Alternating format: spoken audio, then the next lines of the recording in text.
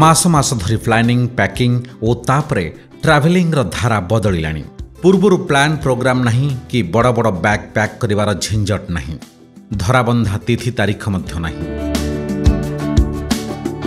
एई मन होला तो उठाओ पासपोर्ट, पहुंच एयरपोर्ट आउ फुर हो जाओ क्यों दूर सहर को। सेथिपई वर्तमान आरंभ होईछि फ्लाइंग नेकेड ट्रेन।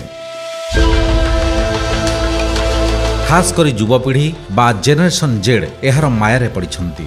सेमानंक पई एही नुआ धारा एबे प्रबल डिमांड रे। तेबे कौन एही फ्लाइंग नेकेड ट्रेन जानिबा पई आसंतु एही वीडियो को शेष पर्यंत देखिबा। फ्लाइंग नेकेड माने नग्न होई उड़ीबा नुहे। फ्लाइंग नेकेड हेउछि एक ट्रैवल प्लान जेउठी यात्री माने केवल अत्यावश्यक जिनिस निज पाखरे रखी समस्त जांच एवं क्यारियन बैगेज एड़ाइबा पई चेष्टा करंती। एही सर्वनिम्न पद्धति रे केवल पासपोर्ट, देहरे पोशाक, पकेट्रे फोन एवं वालेट भली व्यक्तिगत जिनिस सहित यात्रा करिबा। यह द्वारा यात्री मानंकु बैगेज फी रे टंका संचय करिबारे, विमान बंदरर लंबा लाइन को एड़ाइबा एवं यात्रार सामग्रिक चाप को यथेष्ट कम करिबारे सहाय्य करे। एही वर्गरे चार्जर एवं स्नैक्स भली जिनिस रखिबा पई कार्गो पैंट एवं बहु पैकेट विशिष्ट जैकेट व्यवहार करा जाए, जहा बैगर आवश्यकता को संपूर्ण भाव में दूर करिथाए।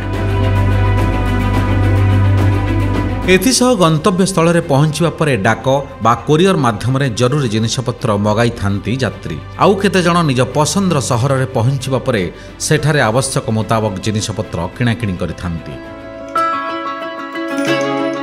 फ्लाइंग नेकेड लोकप्रिय हेबार कारण एयरपोर्ट रे समय बंचाइबा, बैग बोहिबा जंजालरू मुक्ति, आदौ बैगेज फी नहीं, दूर सहर रे नुआ डिजाइन रो पोशाक किनिबार अनुभूति, यात्रा काल रे अधिक स्वाधीनता और फूर्ति, अधिक स्थान भ्रमणर सुजोग।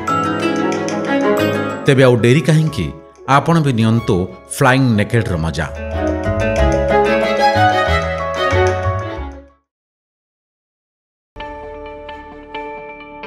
Business breaking.